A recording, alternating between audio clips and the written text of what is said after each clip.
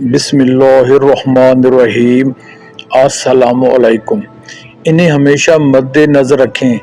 توبہ ایسا دروازہ ہے کہ جو موت کی ہچکی تک بھی کھلا رہتا ہے۔ دعا ایسا عمل ہے جو تقدیر کو بھی مات دے سکتا ہے۔ ضمیر ایسا ساتھی ہے جو ہمیشہ حق کی راہ دکھاتا ہے۔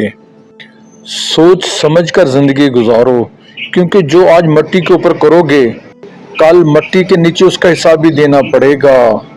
استغفر اللہ۔ میرا اللہ فرماتا ہے بسم اللہ الرحمن الرحیم، لا تخافا اننی معکما اسمع و ارى۔